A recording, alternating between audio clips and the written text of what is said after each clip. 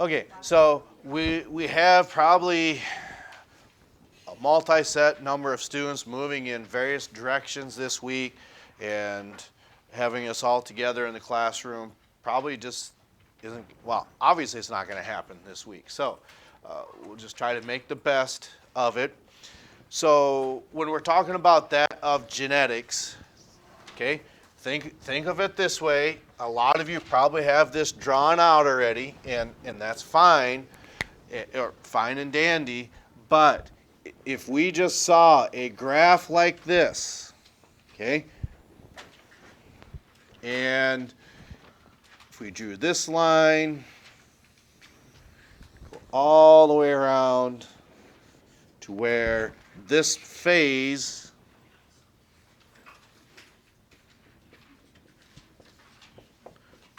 okay? So without giving any more context to that, other than just showing you that graph, because I walked around and I saw a lot of you had this graph wrote out. Without giving you any more input to this, what is everything that you think you could tell me about this? I'll give you a little bit of a, oh, that's not right. I did that wrong. I got the right idea.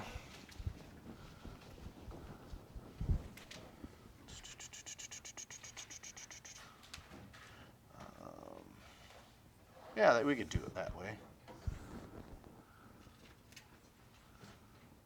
And then maybe about like that. Okay.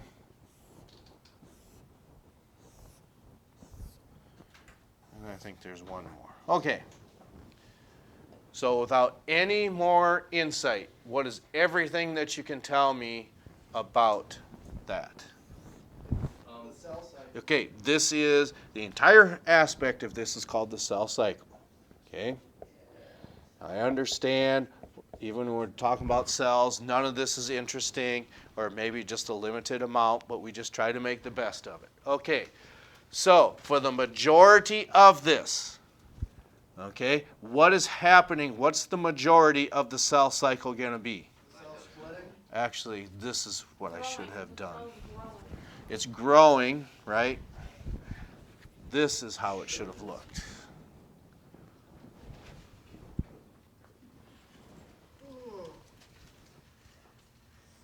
There. So the majority of the time, what does the cell cycle, what process is it in?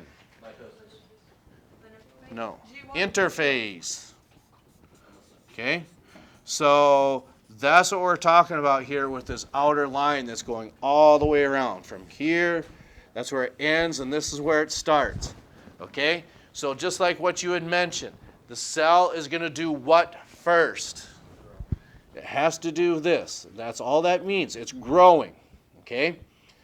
Then something very specific has to happen here. And in this process, what's happening?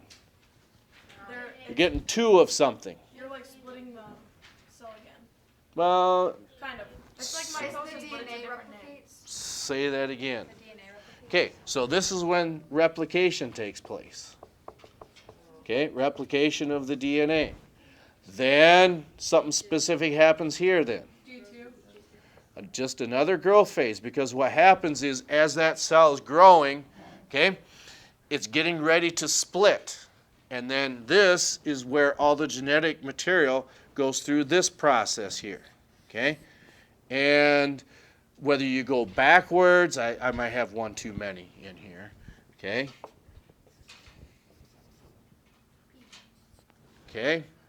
Actually, I'm one off. This is what I meant to do.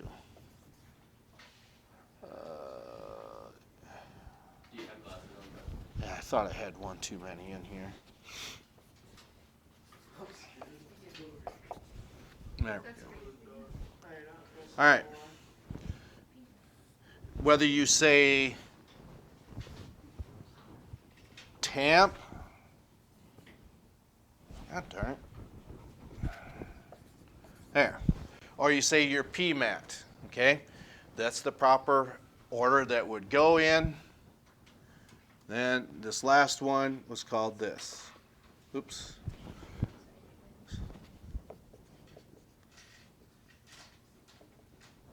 Okay. So then these 4 phases is, of course, your mitosis. You associate that with a lot of growth and repair that takes place in our cells. That is different than this. Okay? So other than this having a T in it, that's meaning mitosis, this is more so what makes you who you are. Why would we say that? It is the genetics that you get from where? Genes. Well, you can be more specific when you say genes. So if you inherit it, it has to come from where? Your parents. That's right. So we're talking about meiosis then. Okay? Right. In other words, inside here you're going to have all these different, what we call tetrads. Now, you don't need to be drawing this. This is just helping us try to make sense of things. Okay?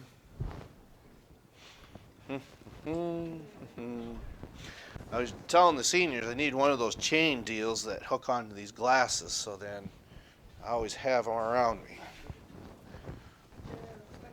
Whether I do that or not, I don't know. I haven't quite decided yet.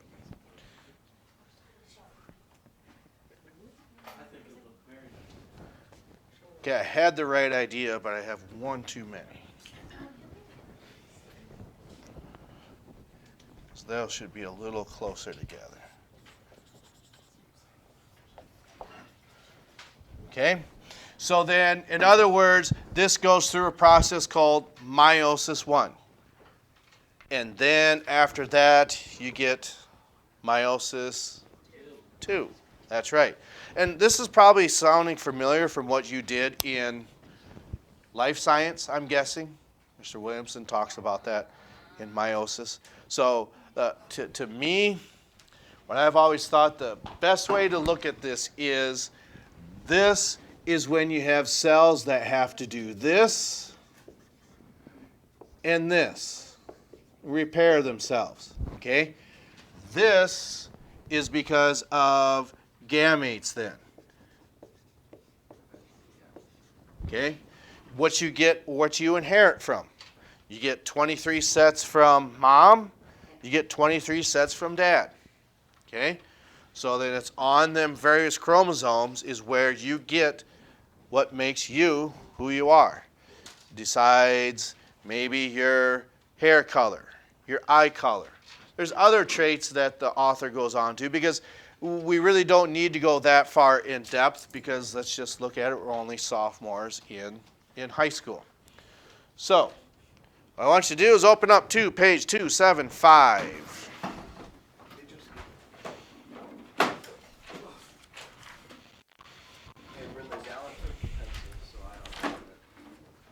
I didn't take it. Yes, you did. I did not take it. Bowl for roller. Here, let me use it. What was the name of what you had said again? 275. Can I use it? Oh my God. Okay, so once you get to page 275, is everybody there? Because I just inadvertently, yes. It's not that we lied, but inadvertently, if you back up just a couple physical pages to 270. What do you see on there on page 270? Earlobes, okay? Because some people have their earlobes detached. Some people actually have them attached. That is a trait that you would get from your parents, and it goes through this process. And then another one, which I thought is really rather odd, is if you go past page 275 and look at page 281, can anybody not do that in figure 12, I think is what it is? Page what? 281. Can anyone not roll their tongue? Yeah, and some people can, some people can't. You're weird. Okay? It doesn't necessarily mean that, oh my gosh, I've got a mutation. No, it's just and that's, what would it be like if everyone thought the same way all the time? It would be about like this. If I was to stand up here and talk like, what are we going to do when you students leave? How boring is it when you sit and listen to someone talk like this, and then they never change all throughout the course? You'd probably want to take a screwdriver and shove it in your ear, right? Right. So that's why we try to change the pitch, try to change the speed of what we're talking, and try to change the tone. Make it a bit more exciting. Right, and try to keep your attention. But on page 275, to me, okay, on that interactive table, it just says table 1. It goes through different aspects of how you can tell the difference between mitosis and meiosis, okay? One aspect. Mitosis goes through one cell division. Meiosis goes through 2 sets of cell division. Hence the name meiosis 1 and meiosis 2. Okay? Your DNA replication takes place in both cases, but you could really say at different times during interphase and mitosis, and then just occurs once in meiosis 1. Okay? So then in mitosis, 2 identical cells are formed per cycle, where 4 haploid cells are formed per cycle. So I'm just going right on down the list, starting from the top and going down. Okay, then the next one, 2 daughter cells are genetically identical. The daughter cells are not genetically identical because of crossing over. And that just provides just a little bit of genetic variation. Then mitosis occurs only in body cells. So what might be an example of a body cell? Skin cells? Skin cells are. Brain cells? Neurons are. Now, with that, central nervous system cells do not replicate, but neurons in the rest of the nervous system do. It's just really slow. Yes? Yes. Okay? So then, when we look at meiosis, occurs only in reproductive cells. That's what we mean. You get 23 sets from your mom, 23 sets from your dad. That's what we mean by your reproductive cells. And then to me, what makes the most sense is that last one. Mitosis is involved in growth and repair, and we illustrate that right here in our cell cycle. Okay? So I would say on average, it's not that a lot of you are done growing. Okay? Some of you still can go vertical yet. Yeah. Oh, I'm still doing that. I've been going horizontal. I go this direction. Okay? Now, some of you are still going to go vertical, where you're still going through that process of mitosis. You get taller, but that's not for everybody. But that's what we mean by growth and repair. And then, as you can see, meiosis is involved in the production of gametes and genetic variation. So, to me, what makes the most sense, okay, is when we look at it in this fashion, okay, because when this goes through a process, meiosis 1 and meiosis 2. In other words, at the end of this, what's going to happen, we're really taking a shortcut. You have 1 chromosome in there, 1 chromosome in there, 1 chromosome in there, and 1 chromosome in there. Okay? So then, what we see happening is this is where those spots go when you do that cross. And like what we did yesterday when it says work on vocabulary. What does it mean to be homozygous? What do the alleles look like? It's in the top of my head. Big P. Right, that would be an example. This is homozygous. And it doesn't matter what your P's look like. You can even make them look that drastic. What is heterozygous? You could have one like this. And then Uppercase, lowercase, with the line on top. you don't have to put a line on top of it, but it doesn't matter what size you make it. If you have a line over the top, you're saying that is the recessive allele. Okay? So that's why that's important. This is even more relevant when you get to a dihybrid cross rather than that of a monohybrid cross. Because if you turn the page, okay, to page 276, rather than reading through all this and letting you get bogged down, I think it just makes more sense to show you practical examples. So what you see there in figure 6, the order in which the homologous pairs line up explains how a variety of sex cells can be produced. So what that means is it's showing you different types of probabilities. Okay? It shows you 4 different types of probabilities, and that's where we get this from. But it's tougher to make this analogy with a monohybrid cross. It's much easier to see in a dihybrid cross. And that's something that we'll be starting, is continuing our monohybrid crosses tomorrow. Yes. Yes. And then when we come back from this week, we'll start working on dihybrid crosses next week. Okay? So if we just do the math simply, this is the 4th week, correct? So at the end of this week, okay, we'll be moving, no, the 3rd week. I'm not the best with that. Okay, so that means there's 5 weeks left, okay? So simple math, 5 times 5 is 25, but we still have Thanksgiving break in there, so that takes away 3 days, okay? And then you have to have time to review for semester exams, and we need time to finish the rest of this. Even though it's only November 13th, the rest of this semester is going to wind down fairly quickly, because I don't know if it goes through your minds, but how many of you are thinking, oh my gosh, next week is Thanksgiving already? I can't believe that. Or is it, geez, next week is only Thanksgiving? Are we going by pretty fast or not? It's going fast, okay? So we want you to enjoy this time while you're here, because once you get out on your own in society, okay, you don't have anyone telling you what to do. You are responsible for your own decisions. Comforting thought, right? We hope so. If we've done our job on this side of the table, I think so. I think that should be a comforting thought. Okay. All right. So I think that's enough of this material for today.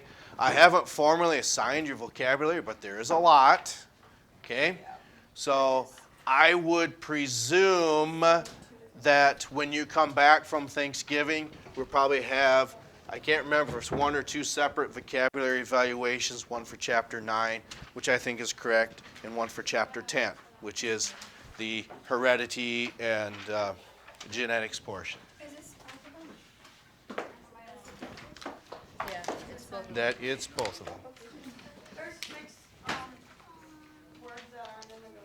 Okay, so with those, we'll make note of that and make sure that we go through those, because chances are you don't have a definition, but we do over here. So can you tell me what those words are? Hereditary or heredity. Heredity, trait, Pollination.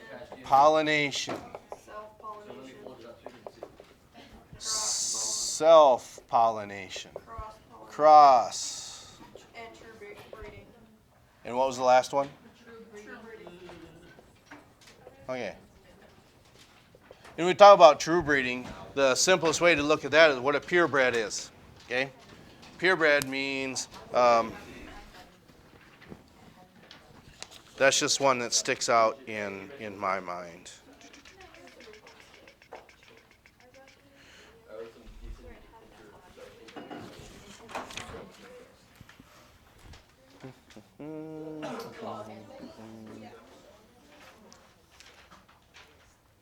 All right.